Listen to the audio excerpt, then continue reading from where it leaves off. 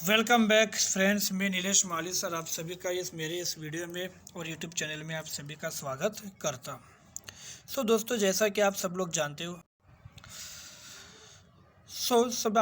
आप सब लोग जानते हो कि हमने लास्ट लेक्चर जो है उसमें हम टेक्नोलॉजिकल फैक्टर्स जो है उसमें कुछ टॉपिक्स पढ़ रहे थे, जिसमें use of chemical based fertilizers and increase in irrigation facilities के ऊपर कुछ डिस्कस किया था। फ्रेंड्स, उसी में अब आगे बढ़ते हैं। अगला टॉपिक जो है वो है यूज़ ऑफ मशीन्स। मशीन जो है उन मशीनों का किस तरह से यूज़ जो है वो यूज़ किया जाता है। One of the reasons for low productivity of agriculture is traditional equipments और machines। ये एक सबसे बड़ा रीजंस माना जाएगा और वो भी one of the reasons for low productivity. जो लो प्रोडक्टिविटी है, जो कम प्रोडक्टिविटी है, वो कम प्रोडक्टिविटी के लिए यहाँ पर सबसे बड़ा रीज़न ये माना जाता है कि हमारे पास जो भी खेती जो है वो खेती का जो प्रोडक्शन जो है, खेती की जो उत्पादन क्षमता है, अगर वो हमारी कम है तो इसका रीज़न जो है वो रीज़न हो सकता है कि हम जो इक्विपमेंट्स यूज़ करते हैं या जो मशीन यूज़ करते हैं ये बहुत ही ट्रेडिशनल है, मतलब बहुत ही पुराने हैं। In reality with the development of engineering and automobiles sectors, tractors, trailers, thresher, electric pump etcetera. Friends, अगर वास्तव में अगर देखा जाए तो देश में जो इंजीनियरिंग और जो ऑटोमोबाइल्स जो सेक्टर है उसका जैसे जैसे डेवलपमेंट हो रहा है, लाइक उसमें हो गया ट्रैक्टर्स, हो गया थ्रेसर्स, हो गया इलेक्ट्रॉनिक पंप सेट, हो गया, इन सभी साधन जो है इनका आधुनिक रूप यंत्रों की उनकी रिसर्च हो गई है, इनकी खोज जो है वो हो गई है। Oil engine, pesticide, sprinkler pump etcetera modern machinery are invented. तो इतने जितने भी साधन, ये सभी साधन जो है दोस्तों यहाँ पर मॉडर्न मशीनरीज आर इन्वेंटेड, ये सभी साधन जो है वो इन्वेंट किए गए हैं और इनकी खोज जो है वो खोज यहाँ पर की गई है। This machines are very helpful to have more than one crop a year which increase productivity. These machines are very useful to have more than one crop of 1 years which increase productivity। तो इन यंत्रों की मदद से आप एक वर्ष में एक से अधिक जो क्रॉप से, मतलब एक ही साल में अगर देखोगे तो एक से ज़्यादा फसल लेने के लिए ये सभी साधन जो है या सभी मशीन जो है वो बहुत ही यूज़फुल जो है वो यूज़फुल हो सकते हैं। आज भी अगर आप गाँव में चले जाओगे तो बहुत जगह पर tractors, thresher machines, electronic pump set, engine, दवाई छाटने के पंप, इन सभी का यूज़ किया ही जा रहा है, लेकिन कहीं कहीं अभी भी इसका यूज़ बाकी। पेस्टिसाइड का मतलब होता है जंतुनाशक दवाई। Ready crops has danger for various disease and insects. जो रेडी फसल है उस फसल को कई तरह की डिसीज और इंसेक्ट्स, मतलब कुछ कीटकों से हमेशा भय होता है, डेंजर होते हैं। To prevent crop from various disease, तो ऐसे जो भी डिसीज है, ऐसी जो भी बीमारी है, उन बीमारियों के सामने उसे प्रिवेंट करने के लिए, रोकने के लिए, to protect plants from insects scientifically develop pesticide are very useful. तो उसके लिए एक ऐसा प्लान बनाना चाहिए कि जिसके लिए जो वैज्ञानिक पद्धति और कीटक जो है वो जो इंसेक्ट्स है उन सभी का क्या हो, नाश हो या वो खराब वो मर जाए। Scientifically develop pesticide are very useful. By using them, the loss of crops can be restricted, which also will give highly productivity। तो इस तरह से कुछ सर्च होना चाहिए कि ऐसी दवाइयाँ जो है इनका सावधानी पूर्वक उपयोग हो और जो भी क्रॉप्स है, जो भी फसल है, उन फसलों को जो भी लॉस होता है, जो भी नुकसान होता है, the loss of crop can be restricted. तो जो भी क्रॉप्स है उस क्रॉप्स का जो लॉस है वो लॉस यहाँ पर रोक सकते हैं। सॉइल टेस्टिंग मतलब क्या, जो ज़मीन है उस ज़मीन का परीक्षण, किस तरह से सॉइल टेस्टिंग की जाए। Soil testing is a much popular in cultivation with the help of scientific techniques. वैज्ञानिक दृष्टिकोण से अगर देखा जाए तो खेती करने के लिए सॉइल टेस्टिंग कराने की प्रथा बहुत ही प्रचलित है। Cultivation with the help of scientific techniques, खेती करने के लिए एक साइंटिफिक टेक्निक जो है वो टेक्निक पहले से फेमस है। That test gives information about lands। और ये जो टेस्ट है, ये जो परीक्षण है या ये जो एग्जामिनेशन है, इसमें आपको जो सॉइल है उस सॉइल्स का लैंड्स जो है उस लैंड्स के इंफॉर्मेशन मिलती है। It means it is a land favourable to crop और not can be known by the test. तो जो क्रॉप्स मिलने वाला है वो क्रॉप्स किस तरह का है उसकी जानकारी उपलब्ध हो सकता है। तो इस परीक्षण से ये पता हो जाता है कि जो भी क्रॉप्स है उसके लिए ज़मीन की कितनी क्वालिटी होनी चाहिए, उसके अंदर कितना न्यूट्रिशन जो है वो है या नहीं, इन सभी की इंफॉर्मेशन देता है। Even it gives information of deficiency of elements of soil. साथ ही साथ अगर देखा जाए तो ये भी बता देता है कि ज़मीन कौन सी ज़मीन किस फसल के लिए अधिक अनुकूल है, ये भी जान सकते हैं।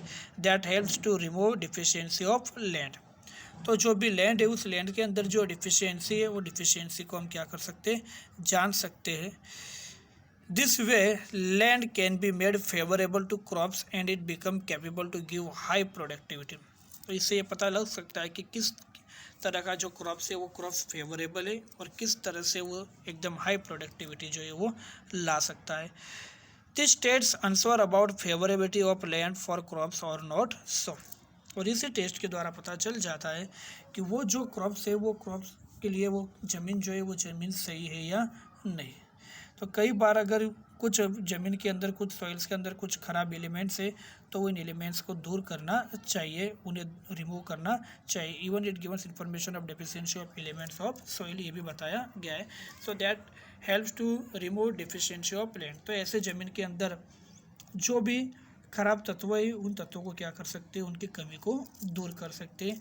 ये बात यहाँ पर बताई। नाउ फ्रेंड्स नेक्स्ट टॉपिक से अदर मेजर्स। ठीक है, अदर मेजर जो है वो अदर मेजर्स में बताया गया है to improve agriculture productivity farmers are needed to educate और they may will be inform about new technology to bring change in their working pattern. और साथ ही साथ उनकी जो वर्किंग पैटर्न है वो भी क्या होनी चाहिए, दूर होनी चाहिए। सो एग्रीकल्चर प्रोडक्टिविटी को इंक्रीज करने के लिए जो सबसे पहले जो फार्मर्स है उन फार्मर्स को हमें एजुकेट करना है, उन्हें हमें अच्छी ट्रेनिंग देनी है और उसी के साथ जो न्यू टेक्नोलॉजी है वो न्यू टेक्नोलॉजी से भी कैसे काम करना है उसके भी पैटर्न उन्हें समझानी चाहिए। Even they should awakened for bad customers of rural areas and can be explained about. ग्रामीण विस्तार में जो भी प्रेजेंटली जो खराब रीति रिवाज है, जो बैड कस्टम्स है, जो खराब कुरिवाज है, उनके संबंध में लोगों को अभी भी अवेयरनेस जो है वो अवेयरनेस लाना चाहिए और केवल भाग्य के आधार पर नहीं बैठे रहे, जैसे महत्वपूर्ण बातों को समझ जाना चाहिए। Not to believe in fatalism. Fatalism मतलब क्या है कि सिर्फ ईश्वर के ऊपर, भगवान के ऊपर या भाग्य के ऊपर नहीं बैठे रहे, बल्कि वो खुद अच्छी अपॉर्चुनिटी क्रिएट कर सकते हैं, इस बारे में उन्हें इन्फॉर्मेशन देना जरूरी है। New measures like agriculture fair can be use to increase agriculture productivity. So new measures like agriculture fair can be use to increase agriculture productivity. तो एग्रीकल्चर प्रोडक्टिविटी के लिए कुछ न्यू फेयर जो है, न्यू मेजर जो है वो new major की व्यवस्था जो है वो करनी चाहिए। इन एडिशन टू दैट, और उसी में बढ़ा सकते हैं, agriculture allied activities like cattle rearing, poultry farming, food processing, jungle and other can be use to reduce dependency on agriculture. ये भी बातें किसानों को समझाने की चाहिए कि खेती के साथ जो भी रिलेटेड एक्टिविटी है लाइक कैटल रियरिंग, पशुपालन, poultry farming, food processing, jungle and other can be use to reduce dependency of agriculture. मत्स्य पालन हो गया, मुर्गे पालन हो गया, फूड प्रोसेसिंग कार्य हो गया या जंगल संवर्धन के लिए उन्हें प्रेरित करके कृषि क्षेत्र पर बढ़ते बोझ को कम करने में सहायता मिल सकती है।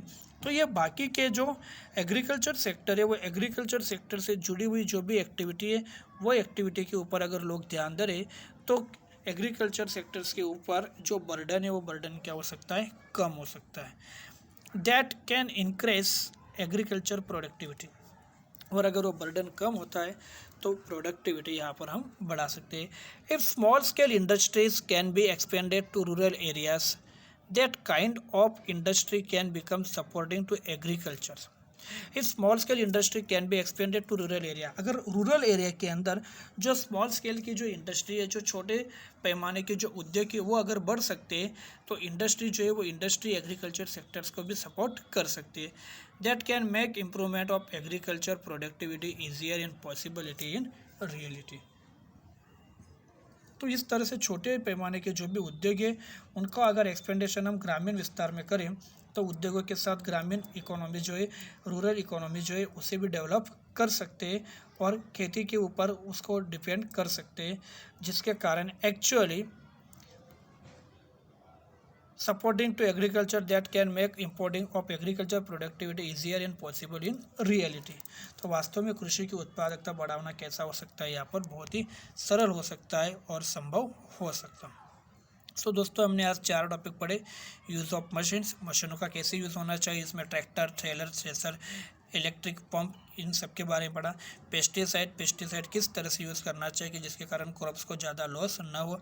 सॉइल टेस्टिंग जो बहुत ही ट्रेडिशनल टेक्निक से साइंटिफिक टेक्निक है, उसके सही तरह से जांच पड़ताल करनी चाहिए, इन्फॉर्मेशन लेनी चाहिए कि कौन सी क्रॉप्स के लिए कौन सी सॉइल जो है वो सही यूज़फुल है।